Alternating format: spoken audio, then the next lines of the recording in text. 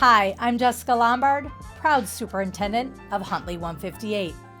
Welcome back to RAIDER Roundtable. Huntley 158 is fortunate to be able to offer a robust curriculum for students of all ages that includes specialty classes such as art, physical education, explore, STEM, and music. With the holidays just around the corner, we're going to shine a spotlight today on Huntley 158's phenomenal music department, and I have two special guests with me. Welcome Lauren Walter and Jenny Karl. Lauren, Jenny, thank you so much for joining us today. So before we get started, why don't you tell us a little bit about yourself and your background? And we'll start with you, Jenny. You've been in the district for quite some time now. I have. I have to count every year because I keep forgetting. I think this is my 19th year. I've been here since 2006. I've taught in all the elementary buildings except McCaven. And this is the third place I've ever worked. Well, we have enjoyed these past 19 years and hopefully many more to come. So, Lauren, tell us a little bit about your background. You're a little bit newer to the district. Just a little bit newer. It is my first year here in Huntley District 158. I taught for 23 years. So my first 6 years, I was a traveling 4th through 8th grade band director. And then my last 17 years, I was a middle school choir director. So this is also only my third position. Great. And with that, you kind of oversee besides just music, at Fine Arts Department over at the high school. Yes. But are able to touch on all of our music department or courses from middle school on up, correct? Yes. So I am overseeing the band, choir, and orchestra departments from 6 through 12, as well as the fine arts, world language, and theater program. Wonderful. So when we think about the music department, in my opening I had talked about that this is a phenomenal music department program that we have here in Huntley 158. And I've really been able to see that grow. Jenny, you've probably been able to see that grow over the years as well.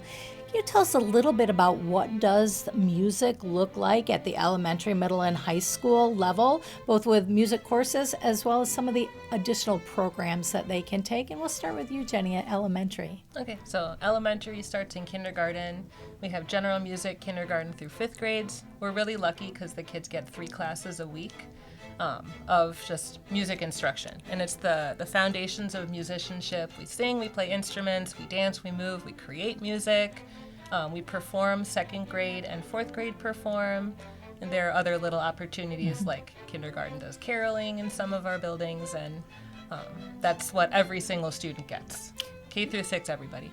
When they get to 5th grade, they can choose to join band or orchestra, which has a lesson taught by a specialist, a specialty lesson on their instrument, and that happens twice during the week. And then they get a full rehearsal. It's like 60 to 90 kids in the room at the same time playing together. It's wonderful. They perform several concerts. We have choir at a couple buildings that kids can do after school, and they perform. And it's kind of cool because typically over half of our 5th graders choose to add on that extra music option. Wonderful. I was able to be over at one of the schools when it was orchestra's first day this year, and just practicing on how to hold the instruments and what to do with the strings and just the care of that.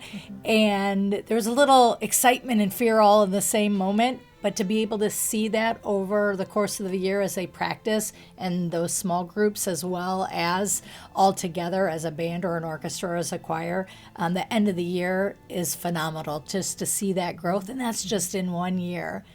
You talked about half of the students have participated in that and have that extra opportunity. Lauren, when we move on over to middle school, now they have that opportunity again to continue, and those are a variety of different, again, opportunities for concerts and whatnot. About how many of our students participate, and what does that look like at the middle school? And then take us on up to high school. Well, at the middle school level, there's band, choir, and orchestra offered as curricular ensembles. So they meet during the day. They're split into 2 classes, depending on when they would have their flex time. And I did look up the numbers. Okay. So, and this may involve some overlap because students are able to do both band and choir and orchestra and choir, but they can't do both band and orchestra. Okay. So as of right now, and this is 6th, 7th, and 8th at the middle school, there's 323 that are involved in band, 444 in choir, and 293 in That is orchestra wonderful. at the middle school level. And that's 6th, 7th, and 8th combined. Once again, a little bit of overlap with those students that do both. They call them Sure. HEVSIs. And they have those opportunities. They also have after school, they have chamber orchestra, an honor choir, and then also a jazz band option. So where they can do that after school. Fantastic. And sometimes we do see those numbers a little bit decline as they get a little bit older because there are other needs or other opportunities that compete with those interests. But to hear those numbers is fantastic. It didn't seem like we had any big drops as they went up through the year. So now, but what does high school look like? High school, like you said, the numbers are down, but we are entering that last part of the COVID years, Sure. where students weren't able to play in there. But we've got 115 in band, a little over 80 in choir, and then about 90 in orchestra. And these students are involved in multiple ensembles. So it's not just the curricular ensembles during the day, but it's also the after school things where you've got pep band and marching band and being part of the musical and chamber orchestra and jazz choir. So the students are involved in the things during the day and the things after school. So there's a lot of different opportunities for them to participate. You've got some elective classes that have been added over the years, like a guitar class. So besides being in some of those ensembles, they can continue to take other types of music classes as well at the high school. Is that something that continues to grow? Yes, the guitar program actually started, and I believe that those numbers have doubled since it did start. So we have Nice. 3 different sections of Guitar 1. We also have 2 sections of Music History, and then we also have AP Music Theory as an option for students to get some college credit through the classes as well. Jenny, you had talked about there's dance and music and rhythm and all the things that they're experiencing at the elementary level when they have that music 3 times a week.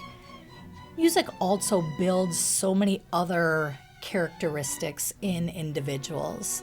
What have you seen in our students when we think about their sense of belonging or their ability to build leadership and confidence? Have you seen those things through music?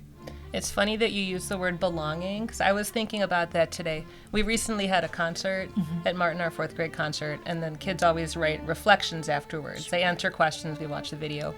One student wrote how when we sang the first song, it was like 125 kids all performing, she said that it felt like a family. That's wonderful. So, I know, that made me so happy, I almost cried. So they're taking and learning much more than just what does music mean, playing these different pieces, the ability to read music. They're building character skills at the same time, which is incredibly important. When we think about why music is important in schools, we have really been able to build that. Some districts don't have music, or they may have it once a week at the elementary level, or there may have been limited opportunities as they go through the school years. Why is music something that is so critical to a student's kind of foundational skills at the elementary and high school levels? It's critical for several reasons. Music connects to literally all other subjects in various ways, and we know that making connections is a strong way to learn things. Music also strengthens the executive functioning skills that we work on with kids of all ages. It supports social emotional learning, again with our sense of belonging and expression. And music is just an important subject on its own, too. It's an important part of our culture, has been since the beginning of time. And it gives the kids a chance to think in a different way and express Absolutely. themselves, and also learn while having fun. For some of our students where the reading or math might be a little bit more difficult, this might be an area where they can really excel as well. And so it does provide all of our students an opportunity to either grow and enhance skills, or to, again, be a star in some of these areas where they really do feel confident. I think that it's, even as you're getting to the upper levels, it is developing a lot of those soft skills that employers are looking for. So the students are developing that grit and learning that things aren't going to come to them instantly. It's something that takes a long period of time. But creativity and discipline and collaboration, those are all skills that employers are also looking for that can't necessarily be taught in a classroom, but it's something that they learn when being part of a music ensemble. Absolutely. Thank you for sharing that.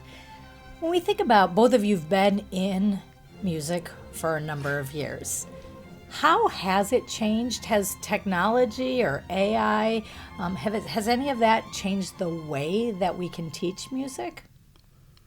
I think that there are some programs that are out there that are very helpful for the students to have, so then they can practice outside of the classroom and still get feedback on if they did something correct.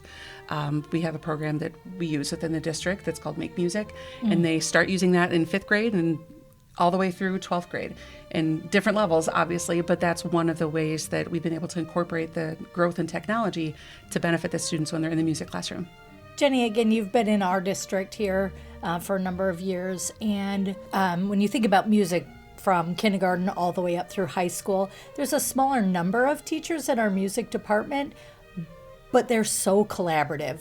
We've got elementary teachers supporting and collaborating up at the high school level, middle school going back and forth. Tell us a little bit about what you've seen about the collaboration support from our educators within the music department. Being on this team is something I'm grateful for every day because, like you said, everyone is willing to collaborate. Everyone's willing to share. We seek out opportunities to work together.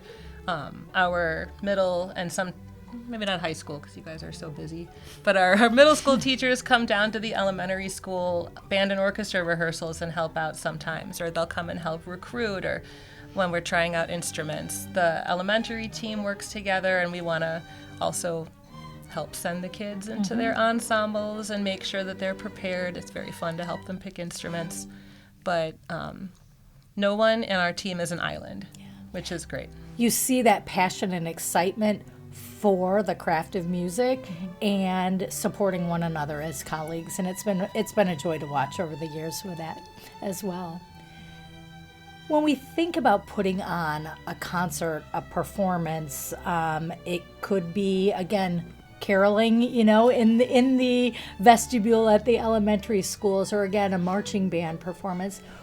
What do you think people who are listening to this today might not realize that goes behind the scenes to make a performance or a production what it is when we're here taking in the beauty and listening to that we may not realize all the work that goes behind that? So what are some of those behind the scenes things that make it truly what it is? I think that they may not realize the time that goes into a performance that may only last 15 or 20 minutes. Sure. So when you're talking, you said marching band before. A marching band performance could be 9 minutes on the field, but they could have spent 100 hours perfecting those 9 minutes. I don't think that everyone knows what the music teachers are doing behind the scenes, moving risers and making sure that everyone has their rhythm sticks, or my mallets are missing and my music got stolen. So just like getting all of those things when it's 5 minutes to the concert time, being able to get all those things done and picking the right music for the kids that they are going to enjoy, that the audience is going to enjoy, and that they're also going to be challenged with musically to keep them going to the next level. So they're not going to see all the behind the scenes things for that, at least for the middle school and high school level. For some of us, it's concert season. Some of the concerts at the elementary level have happened. Some of those don't go until the end of the school year in the springtime. But again, when you see that, it may not be extremely long performance that their child is part of but a lot of that has gone, and a lot of thought has gone around a theme to bring forth a message, or again, that joy of learning and performing music, so they'll want to continue that later. When we think about that, do you have a specific piece that you really enjoy teaching or conducting? My favorite specific piece changes because it's whatever we're working on at the time. So recently we played with 4th graders arrangement of Crazy Train by Ozzy Osbourne. That it was fun because the kids were so motivated to work really hard. It was a really hard piece. And just seeing the joy when the pieces started to come together. Absolutely. And when they still asked me to play it. Concert's done. They still want to play it. And they still want to do it. So right now, Crazy Train's my favorite. Nice. Lauren? Well, I'm not conducting anymore, but when I was a band director, my favorite piece was The Great Locomotive Chase. So that's one that I have great fond memories for. And then when I was teaching choir, I loved the song Baba Yetu, which was actually sung by the Angel City Chorale in America's Got Talent. So when we were rehearsing, I got to tell my students, hey guys, look, the song that we're doing is on TV. But that was with a group of over 100 choir students, and it was 8 parts. So it was just a lot of fun to hear the chords, and the kids had to work really hard on it. But it was still my favorite one that I've conducted to this day. Absolutely. Thanks for sharing that.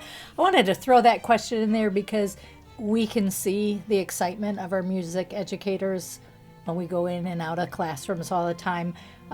Some of our parents or our students definitely see it. Parents might not see that unless it's at the concert, but that passion and that excitement is what spills over into our students and them wanting to continue on. And so had to get that and know a little bit more about you and throw that in there to see that passion and that excitement still exists for the adults as we're teaching those things. We've talked a lot about our performances and the opportunities for concerts that they can have. But our students, especially at the middle and high school level, there's competitions similar to that in sports and IHSA, but it's through the music department and ILMEA. We've got some accolades and some students who've been able to reach different levels of recognition. Lauren, can you tell us do we have any music celebrations in that area? We do have music celebrations. So we had 21 students in middle school and high school that made it to the ILMEA, the Illinois Music Educator Association District 9 festivals. And that's a tough division. It is right a there. very tough division. It's a lot of students, a lot of schools. So the audition process is that they had to prepare the pieces on their own and send in a video recording, and then they are actually judged and evaluated by different music educators across the state by rubric levels. And then they get their point scores, and then those with the highest point scores get chosen to be part of these ensembles. So I know that we had, I think, 2 from Marlowe and like 9 from Heinemann. And then there were some from the high school, and we just found out today that we had 2 students at the high school level that made All-State. That is wonderful. So we just found out today exciting. we had one made the All-State chorus, which is the top chorus in the state, and then the other made honorable mention for an original composition that she submitted. So, and that performance takes place in Peoria in January. We have over the years had a number of students who are recognized at that level, and to bring them to the Board of Education and to really celebrate that. And one of the things that I've taken away from that, a lot of times the educator who's announcing them and will tells about them personally, and they're extremely involved students outside the school setting as well. Many of them play multiple instruments, take lessons to, again, challenge themselves musically. It's really wonderful to be able to provide an opportunity that they can then carry with them through a lifetime. Music never goes away. It's something that it's a skill or a passion that you can have all through adulthood as well.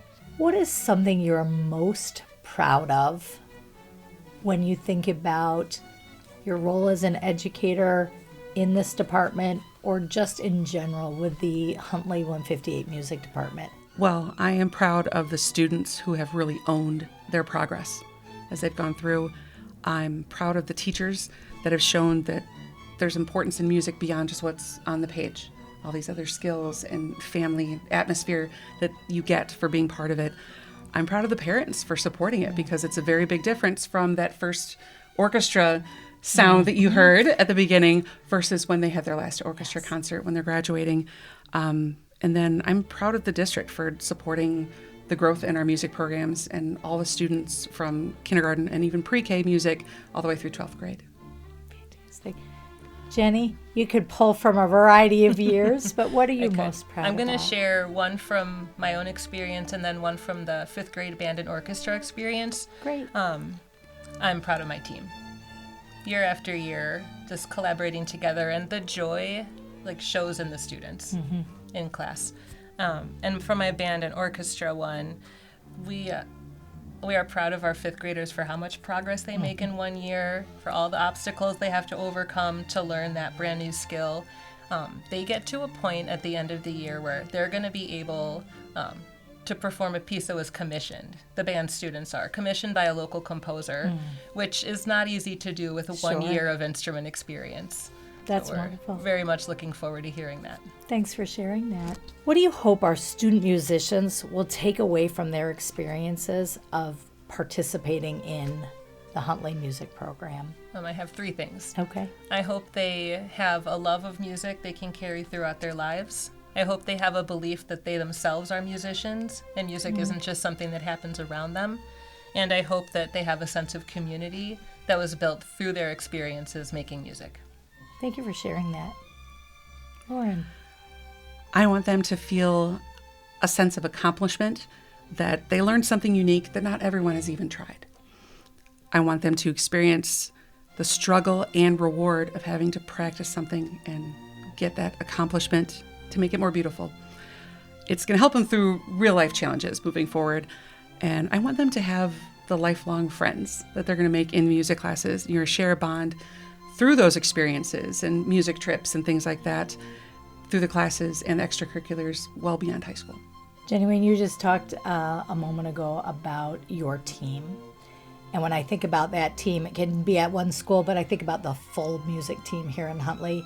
I think the hopes that both of you shared will be things that our students will be able to take with them throughout their journey here in 158 and beyond. And it's because of individuals like you and your teammates that really truly do make a difference in the lives of our children. So thank you both for coming. Thank you both for sharing your passion and your knowledge and information about our music department here in 158.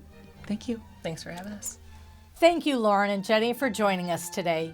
We truly appreciate all that you do to engage our students in band, choir, orchestra, and music classes, and for inspiring a lifelong love of music in each one of them.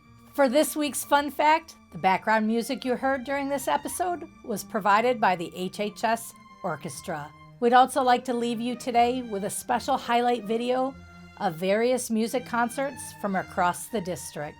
Before we do that, I'd like to thank the Huntley Area Public Library for the use of their recording studio, and to all of you for tuning in to this episode of RAIDER Roundtable, where it's all students always.